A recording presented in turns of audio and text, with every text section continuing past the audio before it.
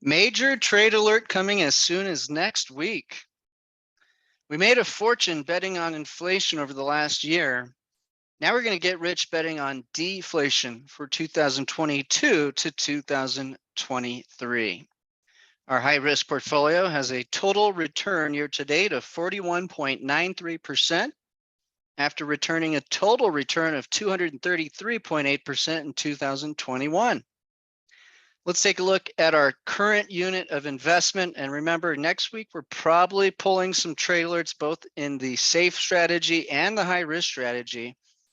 And at the end of this video, I'll reveal what these big plays are going to look like. But there's some pretty amazing opportunities here coming up. So per unit, all members have 19 shares of UVXY, 36 shares of TMF, 14 shares of EUO, 57 shares of ETHE, 27 shares of FNGU, and 1 share of NRGU. At this moment in time, a unit's costing $2,463. So if you're investing $24,630, you just, of course, add a zero to have 10 complete units. Now, when you're a paid member, you can log in, type in how much money you want to invest, hit calculate, and it'll automatically print out exactly what to do. What's each position? On the pink area, we have our defensive deflationary plays. We have UVXY. That's the VIX volatility index. And again, that's coming in just shy of 8% of the portfolio. We're not tracking an asset allocation percentage. We're all following a ratio of shares. So that asset allocation percentage goes up and down every day. Next, we're long treasuries. Treasuries have been beaten back down over the last week and a half, or rather 2 weeks, and are at an extreme buy level. Treasuries can go up if interest rates fall, which means the global economy is slowing down, which could actually be a good thing. But they also go up in value, typically if there's a stock market crash. So they're a double whammy, and they almost never lose. We're getting ready to add to treasuries in both portfolios at these current levels. Next, we're betting on the dollar versus the euro. The war in Ukraine is crushing Germany, France, and Italy. The entire country is going to be in severe pain. They're trying to do quantitative tightening to fight inflation while they're heading into a deep recession. So the dollar, as long as the Fed wants to keep doing quantitative tightening and raising interest rates, is likely going to crush the euro. We're getting exposure to this with EUO. Next, our favorite growth asset, Ethereum, is about 2 weeks from the merge. This is when the supply is going to begin shrinking, and investors will be incentivized to buy and hold one of the best growth assets in history while collecting a 5% staking reward. There's a lot more to it, but we're going to be definitely getting a bigger position into ETHE in the very near future. We're long FNGU, that's the giant tech companies times 3. They've been beaten down alongside the Ethereum. And again, they're highly correlated growth assets. Finally, we have NRGU. That's the top 10 US oil and gas companies leveraged times 3. Warren Buffett actually took over half of Occidental, one of the key positions in this portfolio. That's your hedge against an energy crisis that's being developed globally and will likely get worse before it gets better. So there's a bunch of things: bad policy, wokeness, climate change agenda, sanctioning Russia, and then emptying out the entire SPR reserve while blocking any new oil leases has all put us in a situation where you want to be long the big US oil and gas companies. Okay, so that's just a quick overview. Now, if you're not a paid member and you're catching this, remember, you're going to be cut off at the end and not know what the trade alerts will be. So call Dean to upgrade at 505-322-7515. We're no longer giving out free trials. You're just getting snippets and can upgrade to gain access to the full package. Let's break this down per trade. Step 1, buy 19 shares of UVXY, the crash insurance hedge. Back in March of 2020, when the stock market plummeted, UVXY went up 1,000% as the SPY went down 25%. This is the ultimate crash insurance when you get a complete meltdown. With the dollar index this high and interest rates this high, and a energy crisis looming, it makes sense to have the crash insurance in the portfolio. And this chart reminds us there's been several times in the past where when the federal funds rate went to a high level, it created a stock market crash. Will the Fed blink and pivot before they create such a crash?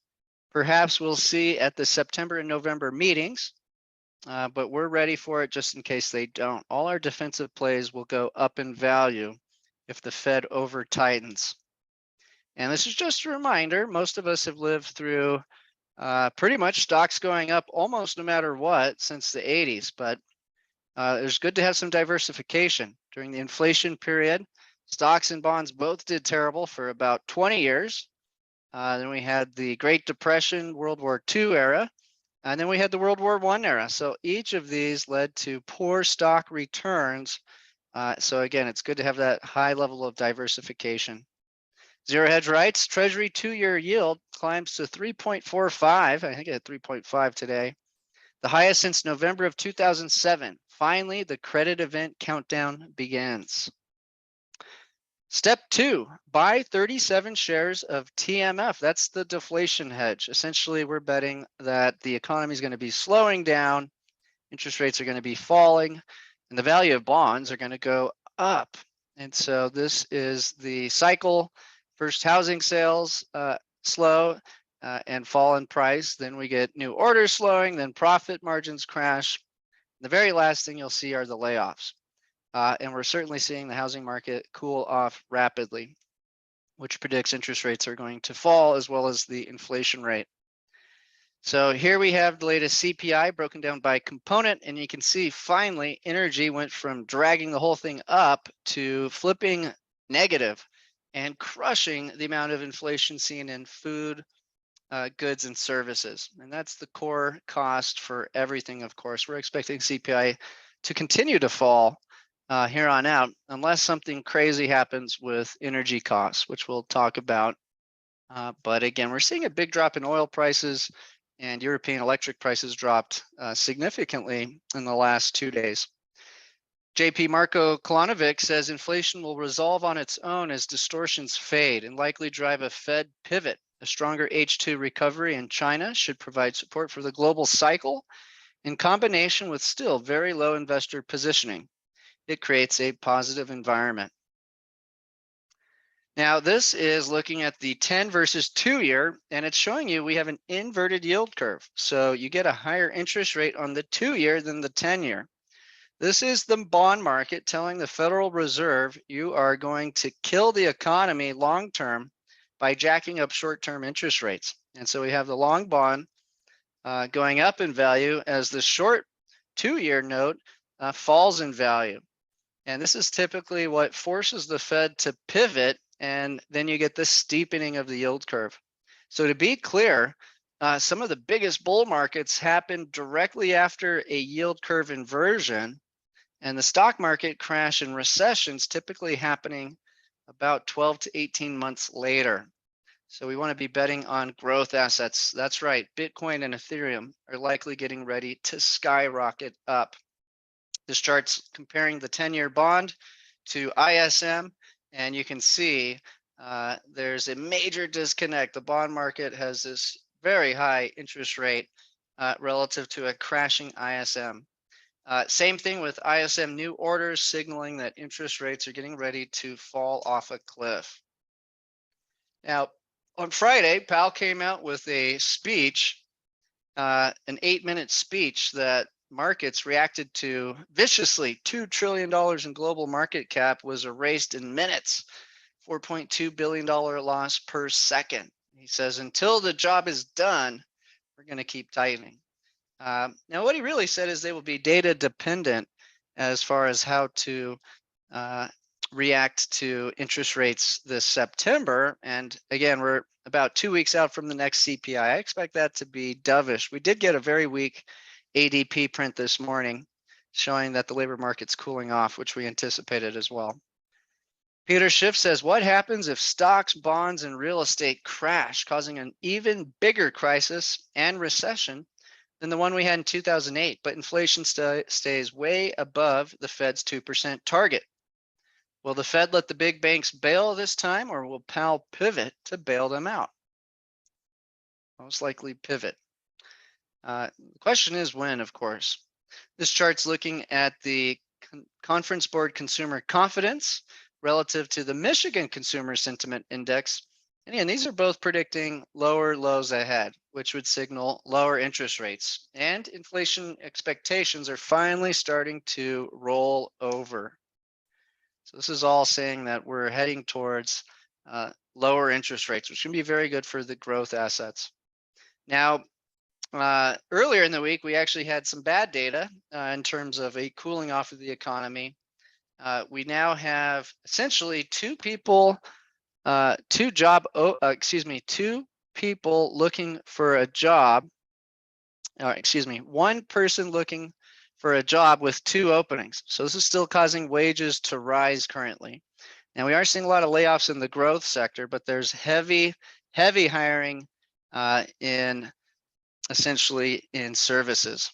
So we're seeing the economy shift from the lockdown era to reopening. And so we're seeing so much pressure in wages for things like waiters, as well as energy. Here's the update. Job openings was printing up higher again today, showing that we still have a very strong labor market. One of the other sticky parts of the inflation print is rent just hit a new all-time high, but the rate of change has been slowing down. So that's good, but it's still hitting new highs. But we're going to look at the market that leads rent, which is housing costs, and that's been falling significantly. So I do believe that will come down too. Used car prices are falling rapidly right now. All major metros have peaked in price and prices are now falling. This is what's going to drive rent lower. Alf says the bond market's still doubting the Fed will be barely at 3% in 2 years for now. So much for a Volckeresque stance. The Fed has a strong influence on the very front end of the bond market, but anything beyond that is all about future growth and inflation expectations. Housing affordability is back to the 2006 level, which led to a 2-year housing crash and eventually an entire economic crash. 2-year analyzed new single home sales crashing towards the levels we saw at the very tranche of the 2008 crisis, down 28%. We've got a massive amount of homes being constructed, a record at 1,678. What happens when these all hit the market? Well, of course, prices are going to come down. What's driven the sell-off in housing?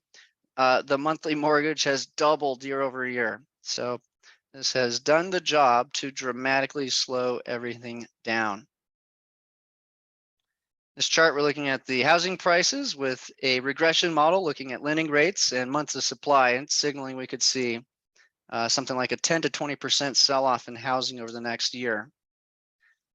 Some other data that's pointing up on the inflation prints are proteins, beef, chicken, and pork all up, but we can see they're starting to top off and fall, at least for beef and pork, while chicken hits a new high. Now, the core inflation rate did fall month over month, barely, and I'd expect this will continue to fall. The wage pressures do continue to grow higher. So this is one of the sticky parts of the inflation that's not going away just yet. Shelter, again, extreme highs, but when we look forward, we believe that will fall. So really the last thing standing in the way of a quickly falling CPI is really the oil and natural gas staying elevated due to the war. We're about to run out of oil to release from the SPR, and the Saudis are making damn sure oil stays around 100. So that's not necessarily going away quickly. Housing's cooling off, so rent will cool off. And so far, the labor markets aren't cooling off, but the tech sector sure is doing a lot of layoffs. We have gasoline back to pre-invasion levels at Ukraine. We've got truckload index costs falling from $3 to $1.87. Container shipping rates have fallen from 1,600 down to 7,000. Inventory at places like Walmart and Target are at all-time highs. They're going to have to start discounting this to get it off the window. So we're highly confident buy treasuries today with leverage. Again, we're looking at the long end, not the short end. That's where you make the big money with ticker TMF. And here's your chart over the last 3 months. Now, long term, here's what the TLT looks like. You're just having leverage into this position. And most likely, we're going to be flirting with the recent highs in the lockdown. Maybe not that high, because we had to essentially shut down the entire global economy to hit that low of an interest rate.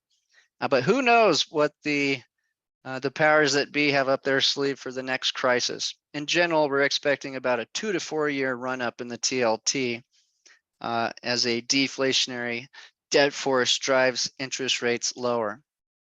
Here's the 3-month on the TLT, same chart, just to give you another feel for it.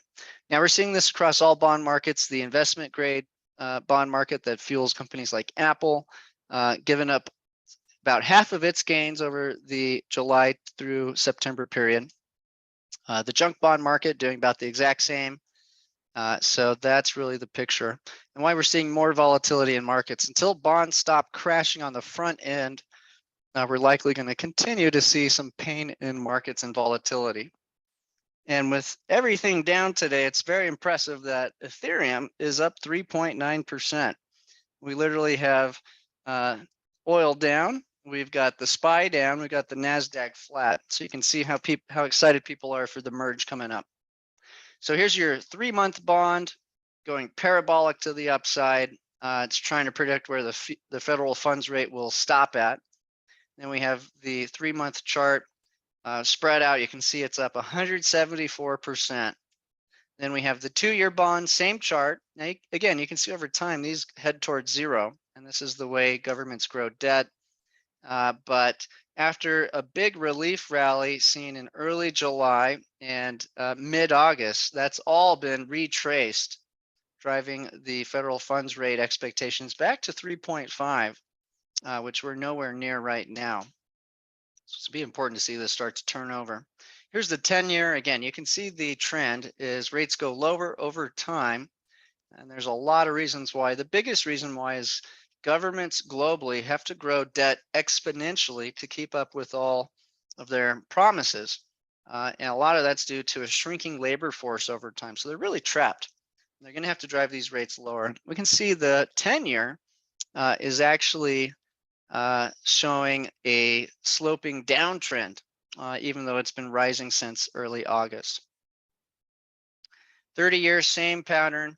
It's looking way further into the future, and you can see it's still pointing downward as well. So the long end of the bond market's predicting lower rates ahead. The Fed must pivot, otherwise they're going to send us into a tailspin. Now, one of the worst bond markets has been the Italian bond market in Europe. The ECB is selling German bonds and buying Italian bonds.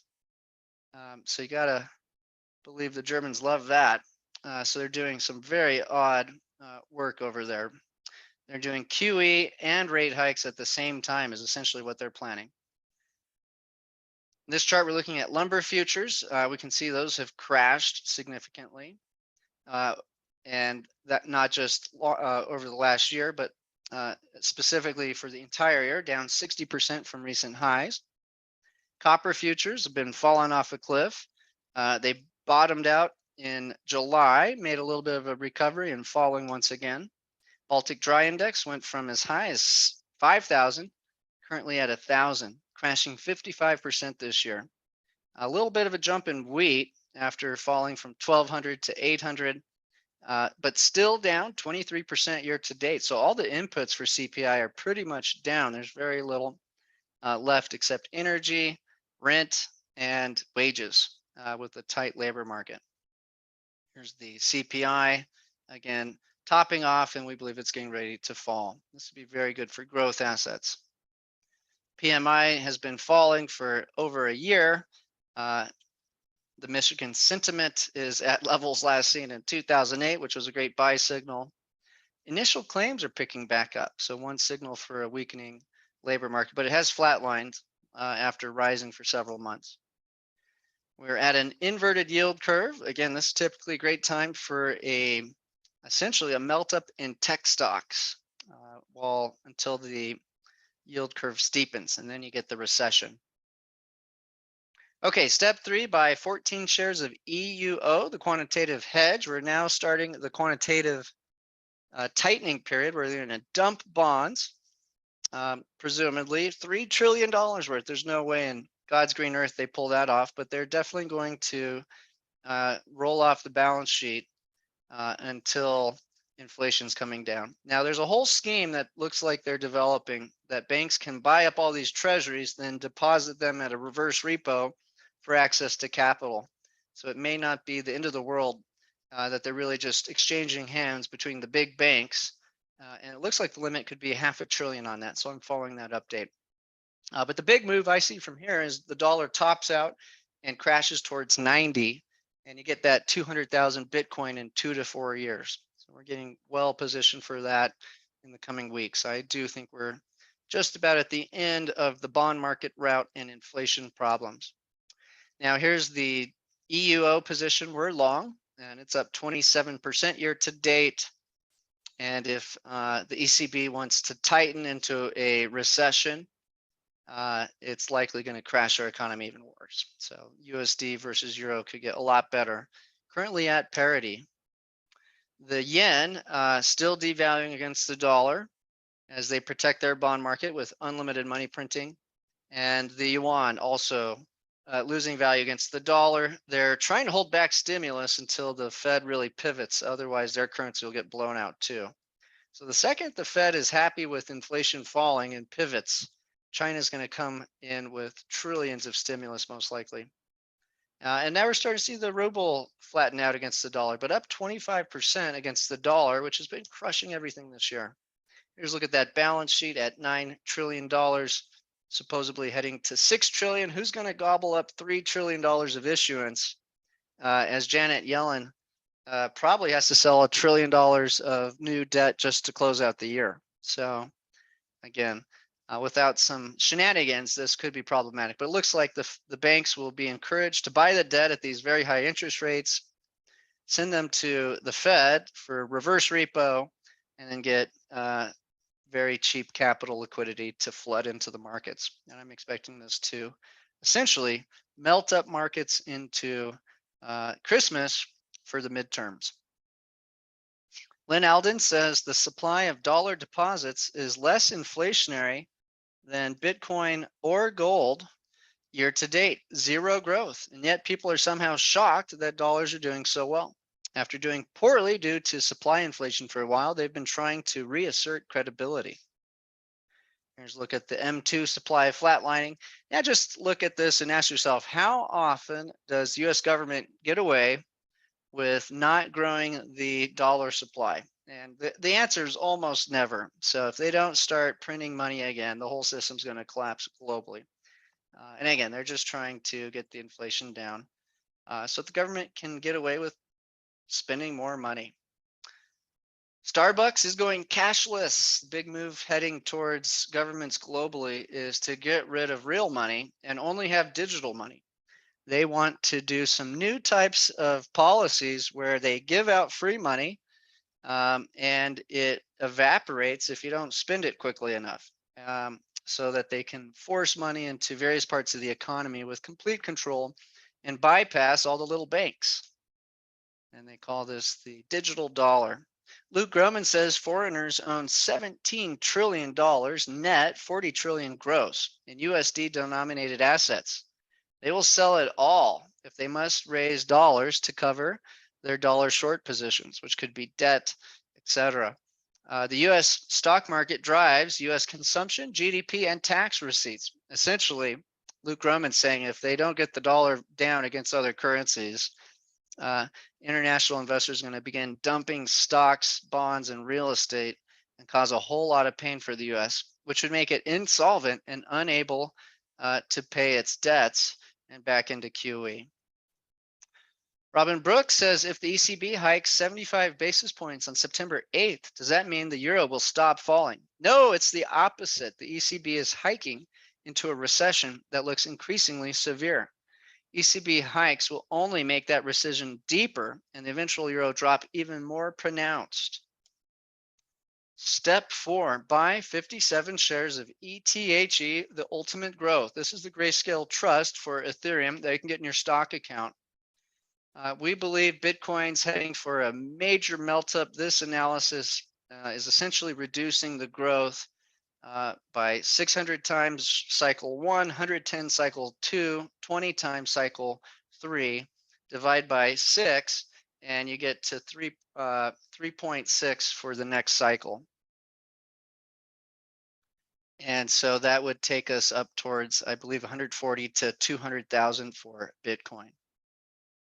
Ratio of increase was around 5.5%. So divide by 5.5, not 6. This chart's looking at the big money gobbling up Ethereum during the recent volatility ahead of the merge. This is looking at some of the context as to why the merge will be so bullish. To really nail it down, though, previously, the proof of work model for Ethereum was forcing miners to dump $16 million a day into the market.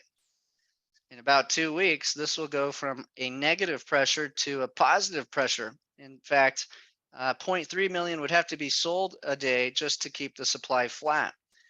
So you add that with the 5% staking reward, and this thing's getting ready to fly, potentially overtake Bitcoin's market share in the next cycle.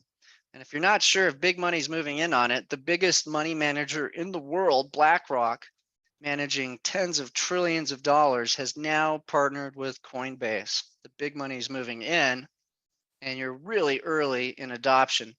You can see the adoption rate for Bitcoin globally is in a couple percent, where all these other technologies that have gone universal hit the 100% rate, taking decades to get there. So we're super, super early in this. Now, Bitcoin hit its 200-week moving average for the 4th time in history. 2015, it double bottomed and then did the massive melt up into 2018. RSI had a rare signal, only hit 3 times in history. We just got out of the worst month ever, the worst quarter ever, and Ethereum's about to have a dividend that outperforms every sector in the S&P 500 stock market, with the growth potential that blows away each of these different assets. So we're getting ready to really pound into Bitcoin for the safe strategy and Ethereum for the high risk using GBTC and ETHE. Historical debt growth. You can see the global economy relies on this growing indefinitely. The US is planning to go from $1 trillion deficit this year, and it'll probably overshoot that, to a $2.3 trillion deficit by 2032. This is going to crush rates lower, reduce the buying power of currencies globally, and make your crypto go flying higher. So a little patience is going to go a long way for that. We're at a key support trend line for Bitcoin, and I believe this is a beautiful buy the dip opportunity right now. Now, GBTC in a bear market performs horribly. And you can see the discount to NAV is astronomical. Right now, when you buy GBTC, when Bitcoin's at approximately 20,000, you're getting it for the equivalent of 13,500. Now, the assumption is they can close that discount window in a bull market, but that has a great opportunity to essentially outperform normal Bitcoin potentially. So that's what we're going to be looking at. And again, look at this, $350,000 Bored Ape NFT was just sold for $115. If you can find some evergreen NFTs that will stand time, I believe there's some massive opportunities in this space right now. Here's a look at the Ethereum chart long term over 5 years. It's up 299%, even after this bloody crash, and more like 12,000% on a longer time frame. We're down 50% year to date, and the Ethereum Grayscale Trust is down -56. So there's still a little bit of a discount in the Grayscale Trust compared to the normal one. Now, if you're a paid member of Rebel Dividends, you can actually get a leveraged Ethereum position where I'm not going to just buy Ethereum. I'm going to go buy the applications being designed on the Ethereum operating system that can outperform Ethereum 10, 20, 30 times to 1 in bull markets. So not only do we use leverage, we highly diversify your portfolio. And I'm now actually looking into getting some of these NFTs at super cheap prices with a tiny percentage of our portfolio. So if you're interested in replacing your ETHE or GBTC position with Rebel dividends and you're a paid member, call Dane to inquire at 505-322-7515. And again, the big trade alert next week is going to be to jump on bigger sized positions on Bitcoin and Ethereum. Step 5, buy 27 shares of FNGU, the 3-time tech giant ETF. It's got about ETN, excuse me. It's got 12 companies, 2 out of China, 10 in the US, all of which get massive amounts of call options and have monopolies in their respective markets. Great companies long term, but they've been around for decades. You're just not going to get the extreme growth that you can see in something like Ethereum here, but it's leverage times 3, so it has been very correlated to about the exact same return as ETHE. So we're set up for a massive short covering. There's massive amounts of money short the stock market, $125 billion right now. And again, we get a low CPI print following this weak ADP print, and then some forward guidance that the Fed thinks we can cool off a bit in September leading into the November meeting. You could see an outright market melt up. Live Monitor says the market and economy is weak. Congress will likely try to pass one more stimulus bill before the House switches to GOP control, delaying quantitative tightening until February. And it'll most likely be a stimulus check for your outrageous energy bills. Midterm years tend to bottom later in the year and see large corrections. From peak to trough during a midterm year, your average return is 33%. So we're using highly leveraged products times 3. So we could see a massive melt up in both portfolios to close out the year. Furthermore, if this is more than just a normal garden variety sell-off, more of a bear market that could go prolonged, let's say into next year, and we're buying into this crash, well, rest assured, your 5-year average return after buying into a crash is 110%. So it's actually really, really smart to leg into assets that are down a lot when everybody else is scared. And I'd say Ethereum and Bitcoin specifically, I'd be loading up on. FNGU chart at 888. The high we had December was about 42. So just a massive opportunity in FNGU. And down 10% over the last 3 months after rising considerably up till August 15th. S&P 500 is now down 14.5% year to date. The NASDAQ is currently down 20% year to date. Emerging markets down 19.6% year to date.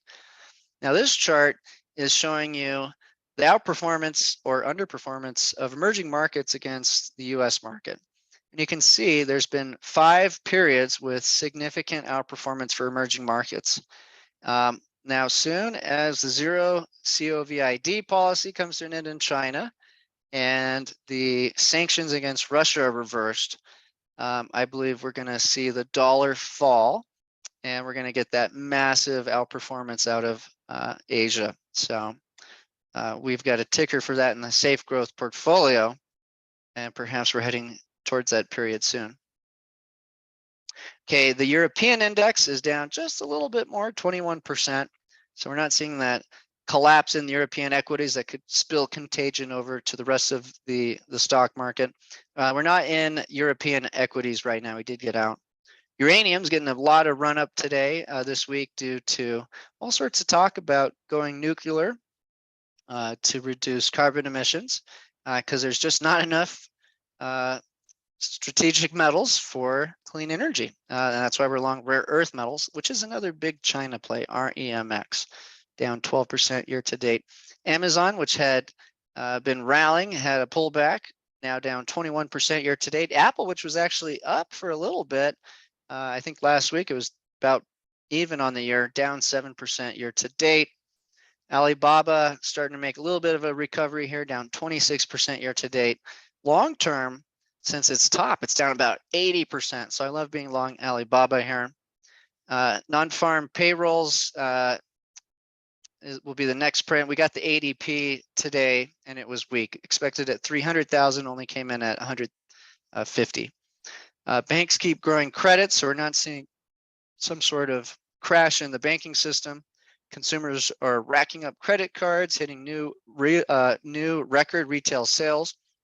The economy's shifting, but again, the economy's not dying. So we're still seeing money spent at record levels. We're still importing massive amounts of goods relative to exporting. And this is all good for how we're positioned. Housing sales have fallen significantly, but they haven't completely crashed. China's PMI, which had gone towards 35, is back to positive area, and they're going to need to stimulate the second they can. They can't until the U.S. stops tightening so aggressively.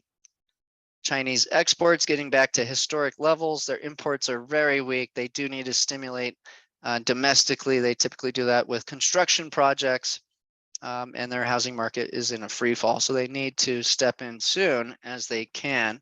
But again, they can't do that till the Fed slows down its rate hikes. Okay, step 6, buy 1 share of NRGU, the inflation war hedge.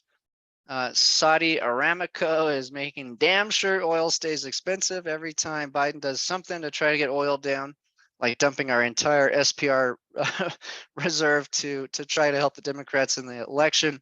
Well, they just reduce their supply side to keep that price nice and high. Buffett must know something. He is aggressively buying up Occidental. He owns half of it. It's to protect his huge Apple position. So we're very similarly positioned like Buffett right now. But look at that. They made more money than Tesla, Facebook, Apple, and Microsoft combined in the most recent quarter. Headline, Buffett to buy 50% of Occidental versus current 19%. Meanwhile, Russia's Gazprom cuts off natural gas to France and Germany. Luckily, they've been reducing usage and hoarding it so they can make it through the winter and keep the war going.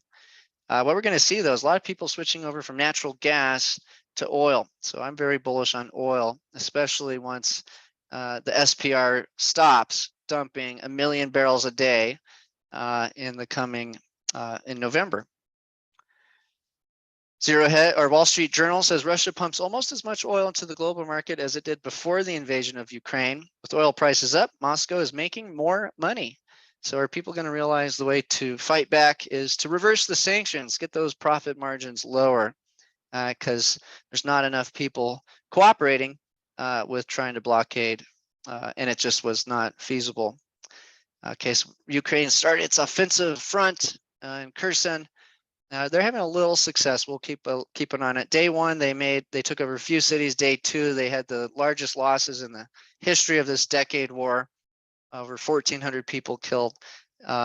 Day 3, they've taken over a few small towns, and they needed to do this to keep the support from America going.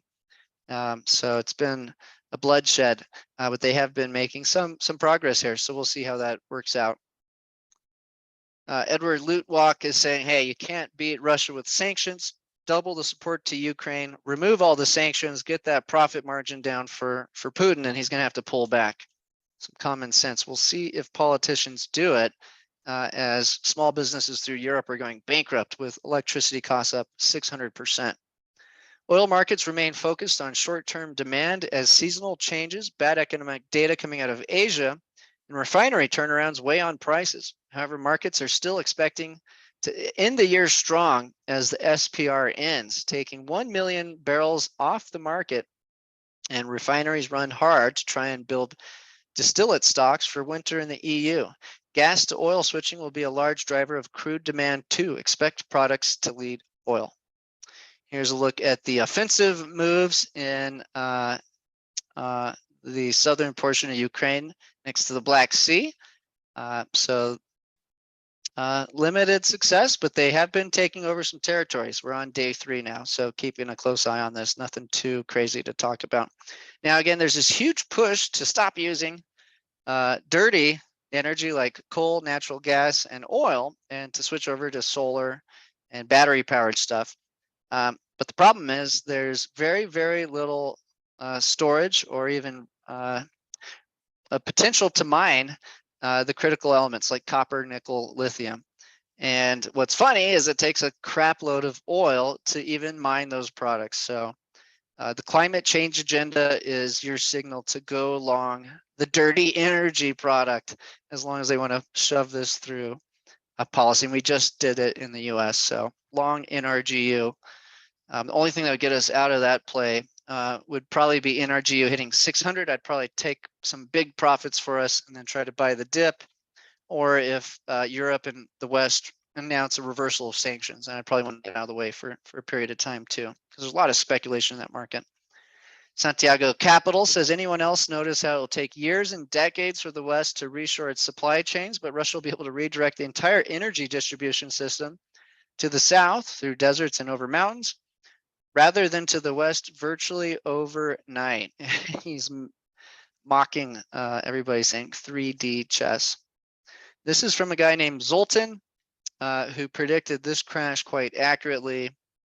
He's talking about the challenges for the coming decade for markets if this war continues, essentially. As an investor, you care about the inflationary consequences of the Russia and Chinese challenging the US hegemon. Essentially, he's arguing China wants to take over Taiwan to get chips and roll out 5G globally and expand their dominance, while Russia is trying to expand its border and have a monopoly on energy and food. And the US trying to stop both of them. And as long as we're fighting over this, it causes some major problems. The US was reliant on cheap energy to Germany and France and cheap goods from China. And now they have cut that off with zero policy in China, slowing down exports. And of course, Russia is cutting off energy to drive up costs while we sanction them. So here's what he says: where inflation goes, policy rates go, or if not, financial repression is an issue. Either way, you care, especially if you're a bond house or if you depend on fixed income. These are the scary times when the euthanasia of the rentier is a risk. To ensure that the West wins the economic war, to overcome the risks posed by our commodities, your problem, chips from our backyard, your problem, and our straits, your problem, the West will have to pour trillions into 4 types of projects starting yesterday. Rearm to defend the world order. We've already given almost all of our inventories to Ukraine. 2, reshore to get around the blockades. 3, that means bring all the manufacturing back home. 3, restock and invest in commodities, which currently this administration is blocking. And then 4, rewire the grid for the energy transition, which again is going to cost a ton of oil. Bottom line, the key hedge for this period of time is NRGU. Funny little chart showing what happens when you try to sanction Russia. It backfired bad. Javier Blas says, oil market, after several weeks of smaller than expected SPR drawdowns, the DOE data shows a massive 8 million barrels dumped last week, a record. And again, if they keep up at this pace, it'll be completely empty, I think, in 3 months. Saudi Arabia responds by reducing production. They don't want those profit margins to disappear. Albert says, Fed Treasury stuck in a catch-22. They rally the market for politics and commodities fly. Then the inflation begins to rage and they're forced to rate hike over and over again. Here's a look at where Russia may eventually want to end up.